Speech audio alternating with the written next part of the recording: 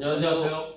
미래드림의 박민수 세무사입니다. 미래드림의 김학송 대표입니다. 유튜브를 통해서 여러 일반 기업뿐만 아니라 농업 관련된 그 회사에 대해서 많이 그 영상을 찍고 나눔을 하고 있는데 네. 이렇게 좋은 기회가 돼서 상당히 반갑고요.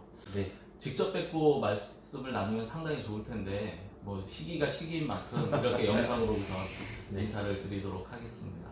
유튜버를 보셨던 분들이 저희 보고 뭐 얼굴은 시골 사람 같은데 하는 이런 발언 하시는데 뭐 시골 분들을 비하거나 이런 표현은 아니고 근데 저희가 얼굴이 뭐 그닥 뭐 잘생기거나 하진 않아서 저는 그렇게 생각 안 하는데요. 그래요?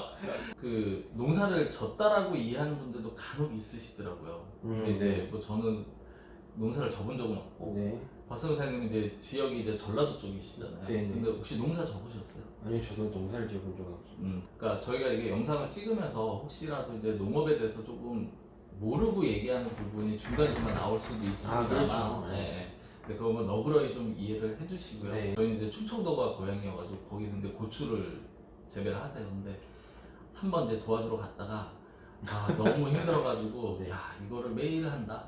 정말 쉬운 일이 아니더라고요. 요거를 전부 한다라는 건 너무 과언일 것 같고요. 농업인들에게 좀 더 혜택이 되는 방법은 무엇인가?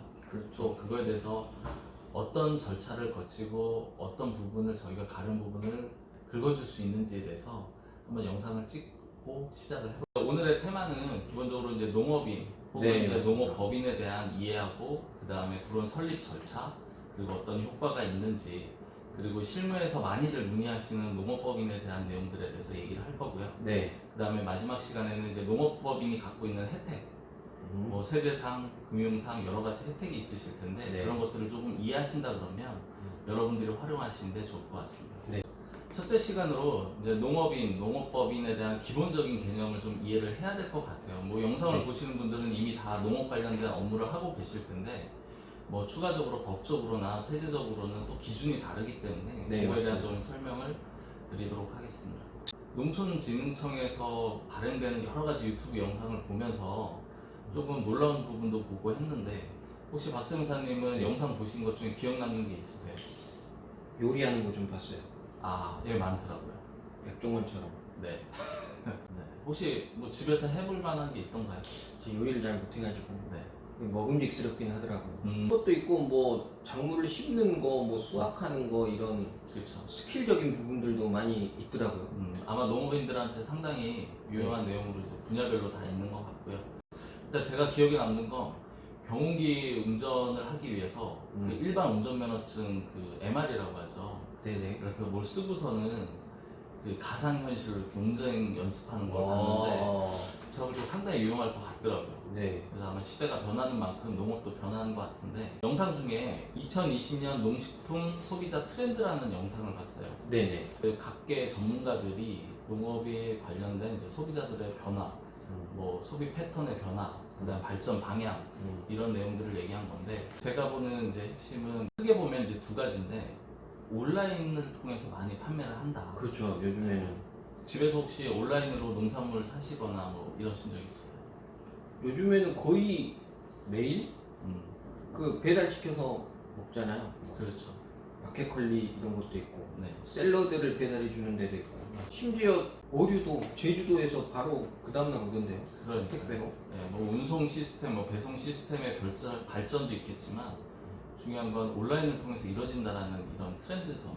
그렇죠. 네, 그게 한 가지 있고 그다음에 어떤 분이 얘기를 하셨는데 과거에 이제 설 추석의 명절에 매출이 보통 때 뭐 2배, 3배 이상 늘어난다. 네네네네. 근데 이제 요즘 설 추석 잘 안 세잖아요. 맞습니다.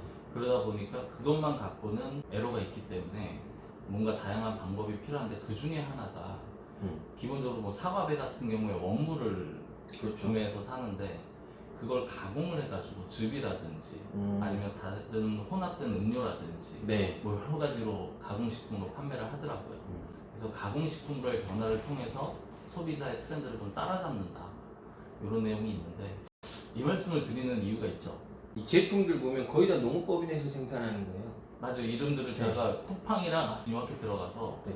유통업체나 아니면 이제 생산업체가 어딘가 봤더니 뭐 농업법인 땡땡땡, 영농조합 땡땡땡 뭐 이런 식이더라고요. 이런 것들을 개인이 하실 수도 있죠. 그런데 개인이 혼자 하기에는 부담감이 생길 수 있고 그 부담이라는 거는 금전적일 수도 있고요. 그다음에 인력적인 부분, 마케팅적인 부분 이런 걸 다 하려고 그러면 네. 사실 농사 지어본 적은 없지만 네. 농사 짓기도 쉽지 않고 어려운 시점에 그렇습니다. 그런 것까지 모든 거를 관할한다는 거는 사실 쉽지가 않습니다.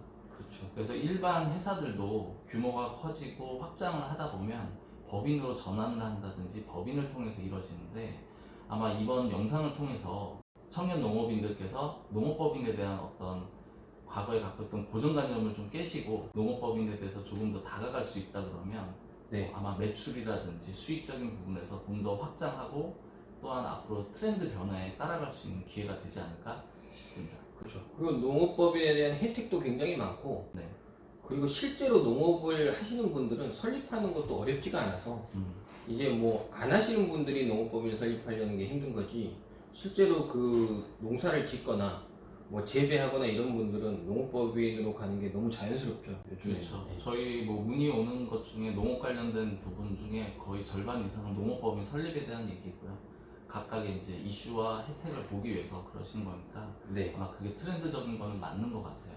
박승사님 기장하시는 뭐 혹은 제가 또 관리하는 업체들 중에 보면 네. 하지만 농업법인도 상당히 많거든요. 많죠. 네. 네, 근데 그분들한테 공통적으로 여쭤봤어요.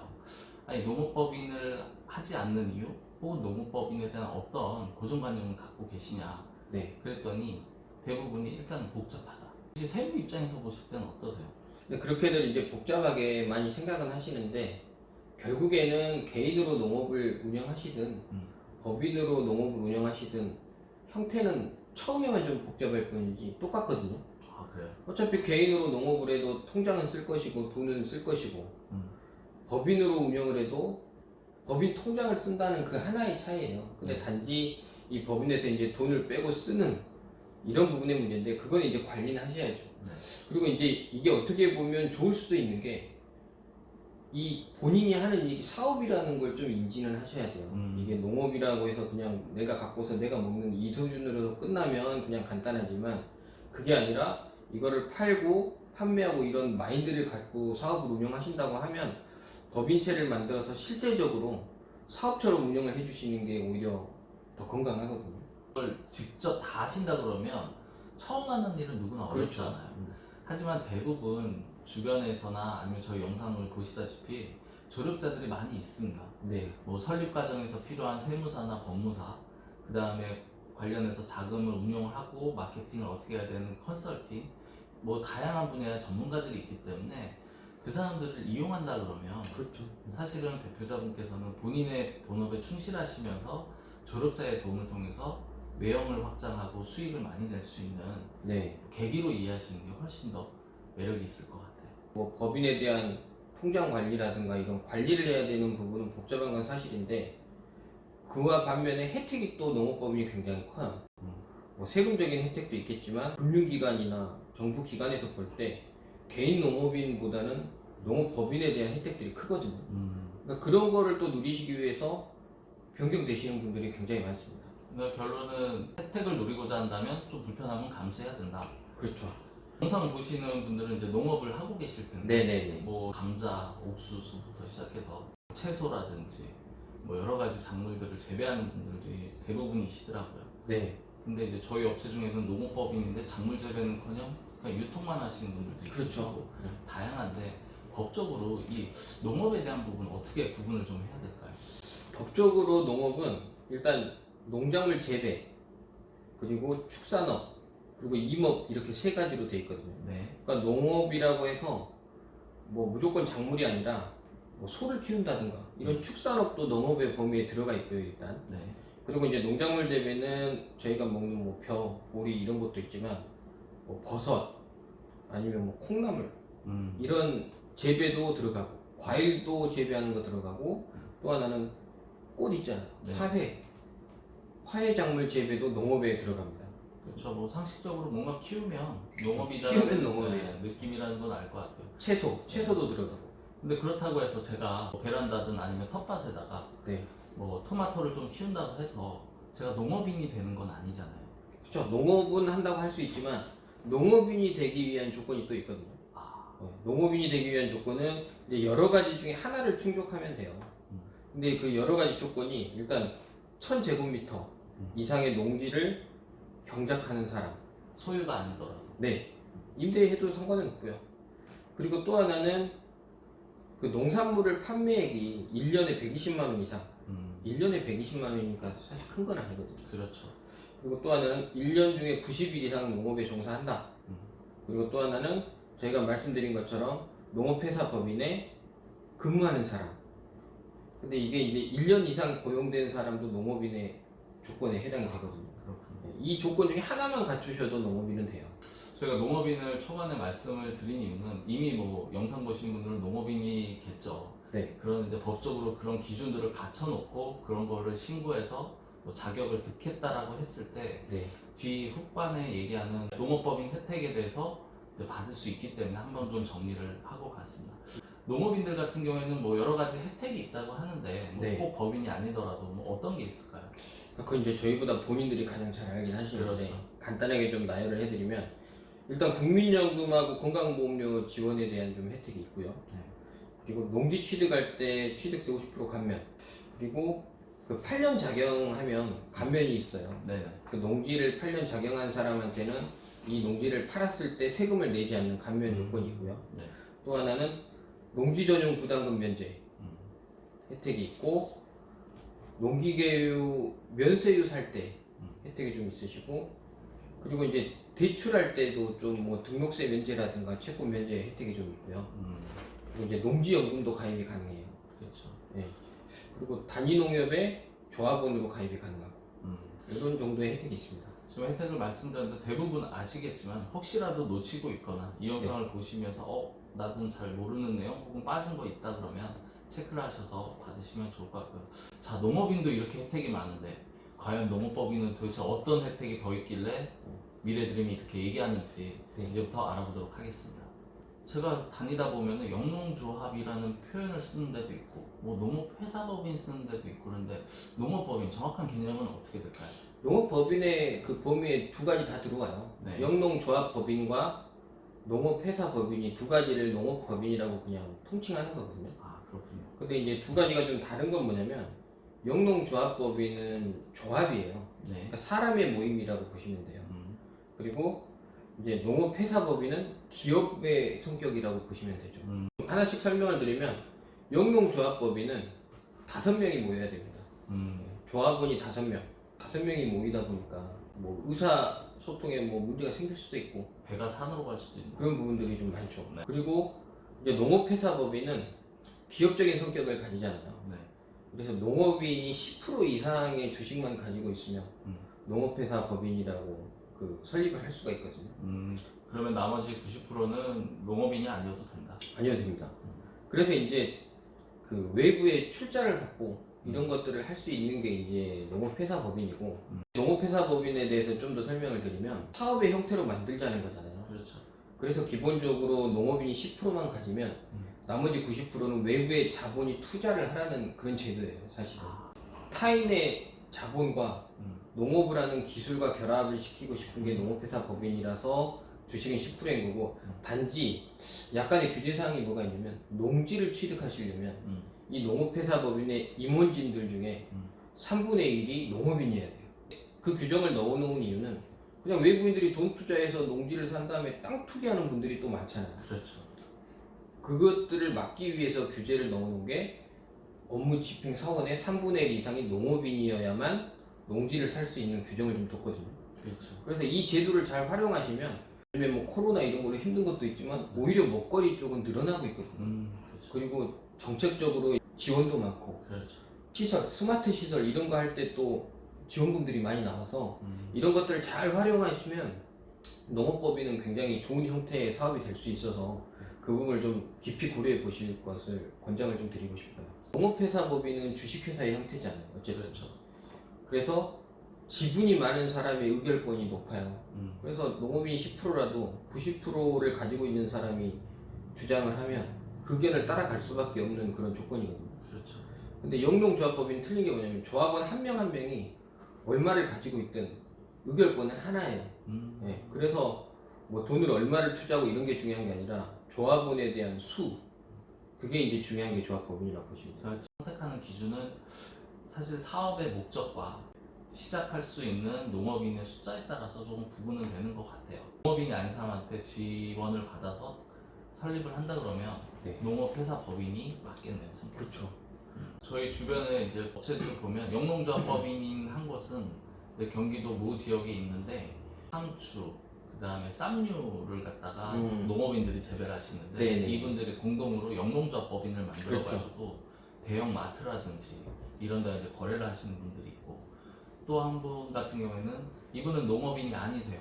네. 그런데 이제 출자를 하셔가지고 본인이 유통을 관리하면서 그렇죠. 농업법인을 설립하되 이제 농업인으로는 뭐 지방에 있는 뭐 곶감이라든지 아니면 기타 육류라든지 이런 부분들을 하는 농업인을 지분을 같이 참여해서 농업회사 법인 형태로 하시는 분들도 네. 있으세요. 농업법인과 관련해가지고 많이 문의하시는 질문들 몇 가지 네네네. 한번 정리하고 갈게요. 네. 수익회사를 기본적으로 운영을 하고 있으세요. 이 회사는 일반 회사죠. 네. 그런데 이런 회사들이 농업법인으로 변경이 가능할까요? 가능합니다. 농업인이 10% 이상의 주식을 소유하게 되고 이 회사가 그 농업 관련된 업종을 영위하게 되면 농업회사 법인으로 변경은 가능합니다. 농업 관련된 업종이라는 건 뭐 꼭 재배만이 아니라 유통, 가공 뭐 이런 것도 있고, 그리고 최근에는 뭐 농어촌 휴양시설 네. 이런 것까지도 업종에 들어가 있거든요. 또 하나 질문이 박씨 아저씨, 김씨 아저씨 해가지고 동네 주민 5분이 네. 모여가지고 영농조합법인을 야심차게 시작했어요. 네네. 근데 하다 보니까 뭐가 안 맞아. 안 맞죠. 저 집 아들하고 우리 집 아들하고 싸웠네. 그래가지고 서로 뭐 마음이 뜻이 안 맞든 아니면 수익에 대한 부분이 안 나가지고 이게 사업성이 없다든지 네. 해가지고 빠지겠다 뭐 하겠다 이런 다툼이 생기는 거예요. 네네. 그런 경우에 그러면 5명 조건을 못 맞추는 상황이 되면 농업회사 법인으로 이렇게 전환이 가능할까요? 네, 가능하고요. 일단 영농조합법인의 조합원 조건이 5명이잖아요. 네. 그럼 그 중에 뭐 마음에 틀어져가지고 난 빠지겠다. 그렇게 해서 만약에 뺐어요. 그러면 1년 내에 조합원을 채우던가 아니면 이 조합이 해산돼요. 네. 그때 이제 바꾸는 게 일반적으로 농업회사 법인이거든요. 그렇죠. 농업일은 누군가는 하고 있을 테니까. 그리고 이런 사례가 굉장히 많아요. 예를 들어서 이제 뭐 농지나 이런 거를 출자할 때는 다 개개인의 자산이잖아요. 네.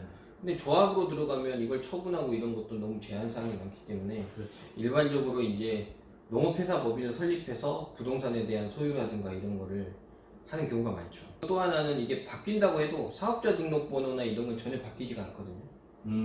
그래서- 쉽게 얘기해서 영속성을 이어갈 수 있다. 그렇죠. 계속 하던 사업을 그냥 회사의 형태만 바꿔서 그대로 가는 게 가능합니다. 그렇죠. 왜냐면 기존에 뭐 납품하던 거래처도 있을 수 있고 네. 공급하는 곳이 있기 때문에 바뀌게 되면 좀 번거로움이 있어서. 그리고 농업인이 아닌 사람이 혹시 아까 농업법인의 주주는 될 수 있다고 하는데 네. 영농조합법원에 출자를 하거나 가입할 수는 없는지. 가입은 할 수 있는데 네. 조합원이 아닌 이제 준조합원에 해당이 돼요. 거기는 이제 의결권이 없는 네. 투자만 하는 거죠, 순수하게. 그러면 대신 수익은 가져갈 수 있는. 그럼요. 그리고 영상 보시는 분들 중에 혹시 영농조합법인에 이미 가입이 되어 있는 네. 조합원이신데 네. 혹시 다른 영농조합법인에 가입을 또 할 수 있나? 가입할 수 있습니다. 농업회사 법인의 뭐 주주가 되어도 되고 그 부분에 대해서 뭐 어느 조합에 소속돼서 다른 데는 소속 안 된다는 이런 규정은 없는데 사실 조합마다 이제 내규가 있잖아요. 네네. 그 내규에서 그걸 제한해 놨으면 다른 데 이제 좀 있으면 안 규제가 될 된다 수 있죠. 너는 뭐 이럴 수. 그렇죠. 왜냐면 이해 충돌이 발생할 수도 있기 때문에. 네. 그런 규정만 없으면 가능하다. 네. 그렇군요. 마지막 질문으로 영농조합법인을 출자를 해서 조합원이 됐는데 네. 뭐 개인적인 사정이든 여러 가지 이유로 인해서 네. 그 출자금을 다른 사람한테 넘겨줄 수 있는지, 그리고 할 이제 수 본인은 있죠. 빠지는 거죠. 네. 가능한가요? 파는 건 가능합니다. 조합마다 내규가 있어요. 그 내규에 의해서 이제 뭐 어떤 조건을 가진 사람한테 팔아야 된다든가 아니면 이 조합에 이걸 팔기 위해서 모든 조합원의 동의가 있어야 된다든가 이런 또 내규 사항이 있어서 그걸 확인하면 되는데 일반적으로 판매는 가능하죠. 지금 보시다시피 영농조합법인이든 뭐 농업회사 법인이든 보면은 뭐 내규 뭐 이런 얘기를 했는데 사실 그 부분은 설립 과정에 대한 정관에서 그렇죠. 반영해야 될 내용인데 네. 그 부분에 대해서는 2편에서 말씀을 드리도록 하겠습니다. 네.